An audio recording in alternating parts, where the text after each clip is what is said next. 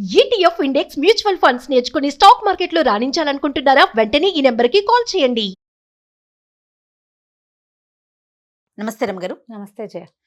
రమగారు, మనం రకరకాల కేటగిరీకి సంబంధించిన కథలు చెప్పుకుంటూ ఉంటాం కదండి. పిల్లలకి సంబంధించి, పెద్దవాళ్ళకి, మోటివేషనల్, తర్వాత దెయ్యాలు, భూతాలు ఇలాంటివి.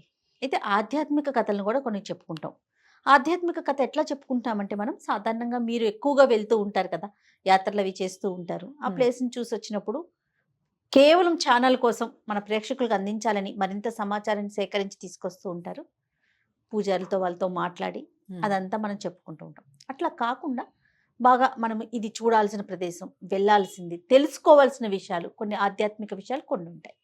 అలాంటి వాటికి సంబంధించి ఏమైనా కథలు ఉన్నాయా? ప్రేరణార్థక కథలు చెప్పాం మనం ఇదివరకు.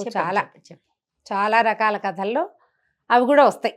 ఒక అద్భుతమైన కథ, ఎప్పటికీ సుమన్ టీవీ చరిత్రలో నిలిచిపోయే కథ, గాజుల కథ. అవును కదా రమ్మగారు, అసలు కథ అనగానే ఫస్ట్ నాకు మైండ్లో గుర్తొస్తుంది అది. అవును, ఎప్పటికీ ఎవరితో మాట్లాడినా ఆ కథే గుర్తు చేసుకుంటారు. గుర్తు చేసుకున్నాం అమ్మవారి గాజుల కథ. అలాంటివి ఇంకా ఏమన్నా ఉంటే మనం బోల్డన్ని ఉన్నాయి జయ. సమయానికి చూసుకుని చెప్పుకోవాలంతే. మనకి అసలు భారతదేశమే ఆధ్యాత్మికమైంది. ఇక్కడ ఉన్న స్పిరిచువాలిటీయే చాలా గొప్పది. మనం ఏం చేస్తామంటే భక్తిని, స్పిరిచువాలిటీని కలుపుకుంటాం. భక్తి వేరు, ఆధ్యాత్మికత వేరు. భక్తి అంటే మనం భగవంతుణ్ణి పూజించటము, ప్రార్థించటము, ఆరాధించటము, పూజలు, వ్రతాలు, నోములు, వ్రతకథలు, తర్వాత మన సంస్కృతి సంప్రదాయాల్ని అనుసరించి ఏ ఏ సమయాల్లో ఏ ఏ దైవారాధన చేసుకోవాలి, ఆరాధిస్తున్న ఆ దైవం పట్ల మనకి అచంచలమైన భక్తి, విశ్వాసము కలిగి ఉండటము భక్తి, డివోషన్ అంటాం.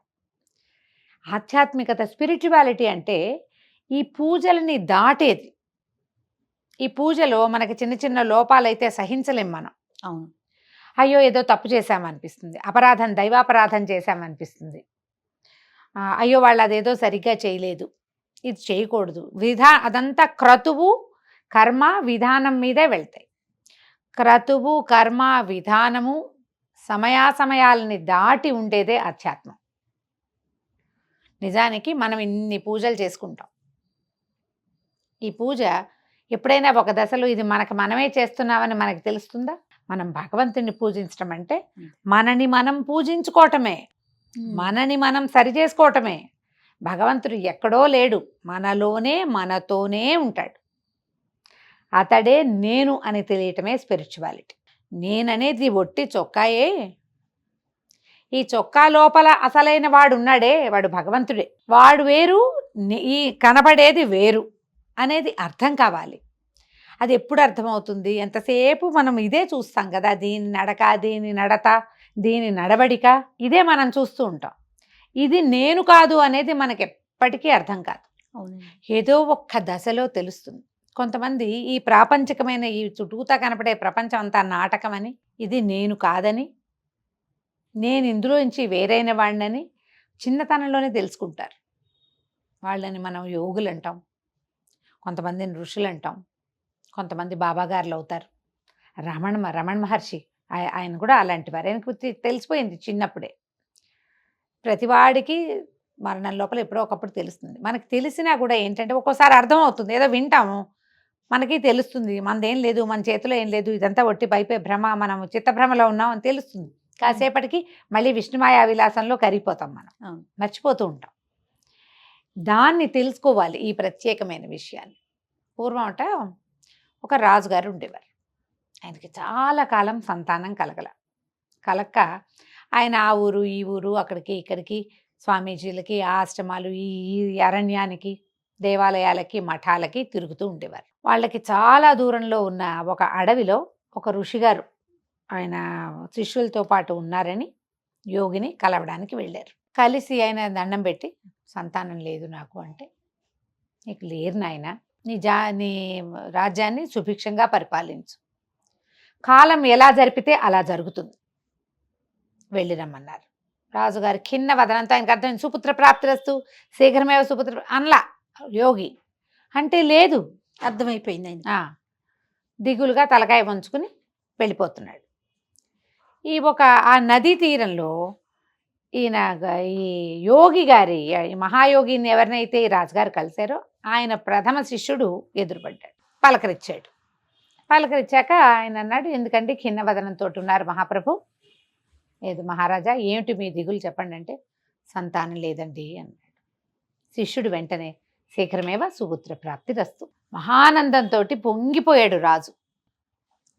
గురువుగారు చెప్పాల, శిష్యుడు చెప్పాడు. శిష్యుడు కూడా ఏం తక్కువవాడు కాదు, ఈయన కొన్ని సంవత్సరాలుగా తపస్సు చేసుకునేవాడు. ఆనందంతో, అంతకంటేనా నాయన, మీ వల్ల ఇవాళ నా జీవితం చరితార్థం అయిపోయిందని పదే పదే దండాలు పెట్టి, శిష్యుడు కుశలు దర్భలు అవి పట్టుకుని ఓ చెంబుతో నీళ్లు పట్టుకుని గురువుగారిని చూడబోయాడు. గురువుగారు అన్నారు, ఏమిటి నువ్వు చేసిన పని? రాజుకి జాతకరీత్యా సంతానం లేదు, అందుకని నేను అతన్ని రాజ్యాన్ని సుభిక్షంగా పరిపాలించుకో, కాలం ఎలా నడిపితే అలా నడువు అని చెప్పా. నువ్వేమో సుపుత్ర ప్రాప్తిరస్తు అన్నావు. అనగానే శిష్యుడికి బాధ వచ్చేసింది. అయ్యో, ఈ మాట అన్నానే, ఇది ఎట్లా నిజమవుతుంది ఇప్పుడు అనగానే గురువుగారు అన్నారు, నీ మాట అబద్ధం కాకూడదంటే నువ్వే వెళ్ళి ఆయనకి కుమారుడిగా జన్మించు, కాలం తీరాక పోదుగాని. నువ్వు అన్నావు కదా, నువ్వు శిష్యుడు, నువ్వు కుమారుడిగా జన్మించు అంటే శిష్యుడు కుమారుడిగా జన్మించాడు రాజుగారికి. ఇక్కడ మరణించి ఇక్కడ వదిలిపెట్టే జీవితాన్ని అక్కడ జన్మించాడు. అయితే ఆయనకి ఇప్పుడు ఈ ముందు జన్మలో ఈ గురువుగారికి శిష్యుడిగా ఉండి ఆయనకి బోల్డ్ అంత తపస్సు ఉంది. దానివల్ల ఆయనకి పూర్వజ్ఞానం ఉంది. తను ఒక్క వాక్యం మాట్లాడటం వల్ల తపస్సు వదిలిపెట్టుకుని జన్మించాల్సి వచ్చింది. ఒక్క వాక్యంతోటే కదా వచ్చింది. అవును. మళ్ళీ ఎందుకు? ఆయన ఏమనుకున్నాడు? గురువుగారి వెనకాలండి మోక్షాన్ని సాధించాలనుకున్నాడు. మోక్షం అంటే పునరావృత్తి రహితమైనది, మళ్ళీ పుట్టే పని లేదు. ఇప్పుడు ఏమైంది? ఇప్పుడే పుట్టాల్సి, సమీప భవిష్యత్తులోనే పుట్టవలసి వచ్చింది. అవును. అందుకని ఈ జ్ఞానం వల్ల ఆయన మాట్లాడేవాడు కాదు, లక్షణంగా బాగుండేవాడు. రాజుగారి కుమారుడు అంటే గురుగారి పోలికలతో ఎందుకు పుడతాడు? రాజుగారి భార్య పోలికలు, రాజుగారి పోలికలు, మేనమావ పోలిక వచ్చి చక్కటి సమున్నతాకారుడైన పిల్లవాడు, ఉంగరాల జుట్టు, అన్ను ముక్కు లక్షణంగా ఉన్నాయి, బలశాలి బలిష్టంగా ఉన్నాడు, అన్ని పనులు చేయగలడు. మాట లేదు, మాట్లాడేవాడు కాదు. బాధగా ఉండేది. పోనీలో ఏదో ఒక సంతానం ఉందని ఉంచుకున్నారు. కొంతకాలం బాగా అంతవాడు ఒక 14-15 ఏళ్ళ వాడు అయినాక ఈ సేవకులందరూ చుట్టుపక్కల అడవుల్లో జంతువులు పెరిగిపోయినాయని ఊళ్ళ వాళ్ళు వచ్చి చెప్తారు. చాలా క్రూర జంతువులు ఎక్కువైనాయి, రాజుగారు వచ్చి వేటాడాలంటే రాజు మృగయా వినోదానికి వెళ్తాడు. వేటకాట వెళ్ళారు. వెళ్తుంటే వీళ్ళు ఏం చేశారు, రాజకుమారుడు కూడా కొంచెం ఏదో ఇది ఉంటుందని తీసుకుపోయి ఈ రాజకుమారుడిని కూడా ఈ గుంపులో కలిపారు. ఆ వేటకెళ్ళే వాళ్ళలో అందరూ వేటకెళ్ళారు. వెళ్తే రాజకుమారుడు ఏమి వాటిని వీటిని కొట్టటాల, బాణాలు వేయటాలు అవి వచ్చు, కానీ అతనికి ఏం ఆసక్తి లేదు, నిశ్శబ్దంగా ఉంటాడు. వెళ్తుంటే అంతా మాటేసి ఉన్నారు, ఏవి పిట్ట కదలటల్లా. అయితే ఆ అడవిలో ఒక ప్రత్యేకమైన పిట్టలు ఉన్నాయి, వాటి మాంసం చాలా బాగుంటుంది. ఒక 5-6 సార్లు విన్నాడు ఆ మాటలన్నీ. వీళ్ళు మాటు వేసున్న చెట్లకి అవతల చెట్ల మీద ఆ పిట్టలు ఉన్నాయి. రాజకుమారుడి పక్కన ఒక అతను నుంచునున్నాడు. ఆ పిట్టల్ని చూస్తున్నాడు, కానీ ఎక్కడున్నాయో తెలియటల్లా. చెట్లు దట్టంగా ఉంటాయి, అడవిలో పెంపకపు చెట్లు కావు కదా. ఆ లోపల గుబుర్లలో పిట్ట ఎక్కడుందో అది పలికితే కొట్టచ్చు. అవును. ఇంతలో ఏమైంది, పిట్ట కూసింది. కూయగాని రాజకుమారుడి పక్కనున్నవాడు చటుక్కన బాణం వేశాడు. సన్నటి బాణాలు పిట్టలకి చిటుక్కుని తగిలేస్తాయి. పిట్ట కాస్త తగిలింది, అది పక్షి రాలి పడిపోయింది. ఇతనికి రాజకుమారుడు మాటే మరణం అన్నాడు. ఈ పక్క నుంచిన వాడు ఉలిక్కిపడ్డాడు. ఎవరు మాట్లాడారు? చూస్తే రాజకుమారుడు. 15 సంవత్సరాల నుంచి నోరెత్తి ఎరగడు అబ్బాయి, నువ్వు కూడా లేదు. మాటే మరణము అన్నాడు. రాజకుమారుడు మాట్లాడాడని వాడు కేకలు పెట్టాడు. అంతా చేరారు, మళ్ళీ మాట్లాడించడానికి ప్రయత్నం చేశారు. కిక్కురు మళ్ళా మాట్లాడలా. అందరూ రాజుగారి దగ్గరికి సాయంకాలం మొత్తం అంతా వెనక్కి వెళ్ళిపోయారు. రాజుకు చెప్పారు, రాజకుమారుడు మాట్లాడాడు, మేం విన్నాము, మళ్ళీ మాట్లాడించండి అన్నాడు ఆయన. ఎవరు మాట్లాడించలేకపోయారు. అబ్బాయి ఏం మాట్లాడటల్లా. అంతకుముందు రాజుగారు ఏం చేశారు, మా అబ్బాయిని మాట్లాడిస్తే 1,00,000 రూపాయలు ఇస్తానని ప్రకటించారు. ఎంతమంది ప్రయత్నించినా అబ్బాయి చూసేవాడు, నవ్వేవాడు, కానీ ఏనాడు మాట్లాడేవాడు కాదు. ఇప్పుడు ఈ వచ్చిన అధికారులంతా డబ్బుల కోసం చెప్పినట్టే, అంతేగా. అబ్బాయి మాట్లాడాడని చెప్పారు, ఇప్పుడు మాట్లాడించండి అంటే ఏమీ మాట్లాడటల్లా. రాజుకి పిచ్చి కోపం వచ్చి ఎవరైతే ఈ అబ్బాయి మాట్లాడాడని చెప్పారో వాళ్ళకి మరణశిక్ష విధించాడు. ఈ రాకుమారుడు మాట్లాడితే మరణమే అన్నాడు. మాటేగా మరణం అనేసరికి రాజు వినేశాడు. మిగిలిన వాళ్ళందరిది ఎవరి గొంతు కాదు అది. అబ్బాయి నోరు కదులుతుండగా దాసీలు కొంతమంది చూశారు.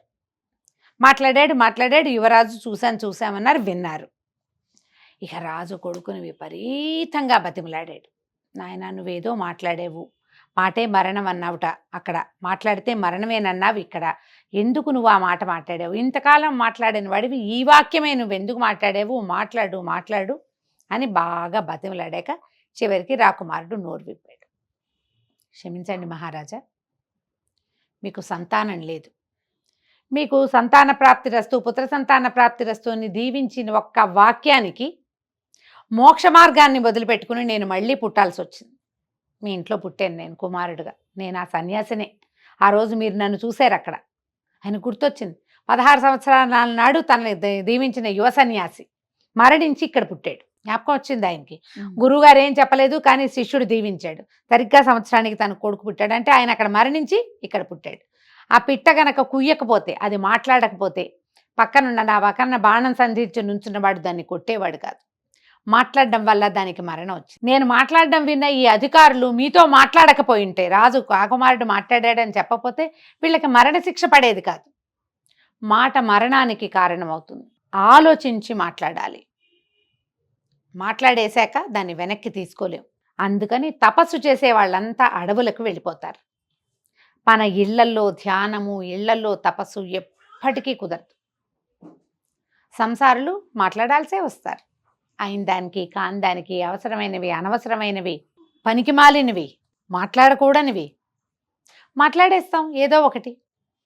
ఎప్పుడూ ఎక్కడో చోట ఇరుక్కుంటూనే ఉంటారు. సమాధానం చెప్పవలసిన స్థితే వస్తుంది. ఒక్కొక్కసారి ప్రమాదంగా కూడా పరిణమిస్తుంది. మాటలతోటి ప్రఖ్యాతి పొందిన వాళ్ళు ఉన్నారు, మాటల వల్ల ఇబ్బందులు, ఆ ప్రఖ్యాతి పొందిన వాళ్ళే ఇబ్బందుల్లో కూడా పడతారు. మాటకి అంత ఇది ఉంది కదా, అంత శక్తి ఉంది. అందుకని నిశ్శబ్దాన్ని పాటించాలి. దానికోసమని ఈ పూర్వకాలం ఋషులు, తపస్సులు వీళ్ళంతా ఏం చేసేవాళ్ళు? అడవులకు వెళ్ళిపోయేవాళ్ళు, వెళ్ళి ధ్యానం చేసుకునేవాళ్ళు. ఈ మన తపస్సు చేసిన ధ్రువుడు అంతఃపురంలో నుంచి వెళ్ళిపోయి అడవిలో కూర్చున్నాడు విష్ణువు కోసం. ఆ తపస్సు ఏదో అంతఃపురంలో చేసుకోపోయాడా?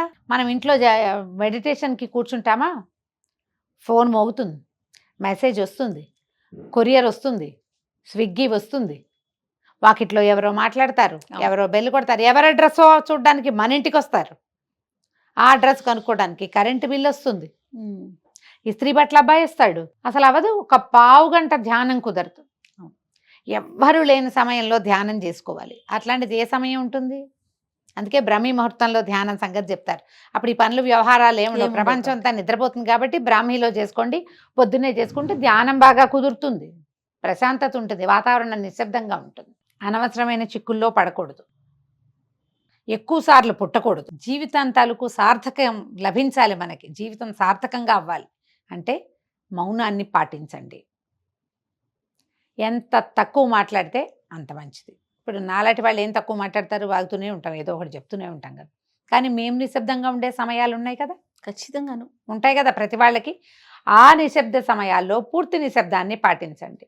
ఉపవాసం ఉన్నప్పుడు అస్సలు ఎవరితోటి మాట్లాడదు. ఉపవాసాన్ని, మౌనమే ఒక ఉపవాసంగా కూడా పెట్టుకోండి. దానివల్ల ఏంటంటే భక్తి మార్గం కాదు, ఆధ్యాత్మిక మార్గంలో మనం ముందుకెళ్తాం. భగవంతుని చేరే సులువైన ఉపాయాల్లో ఒకటి నిశ్శబ్దం కూడా. మీకు అది కావాలంటే దాంట్లోకి ప్రయాణించండి. తప్పకుండా రమ్మగారు. నమస్తే. నమస్తే.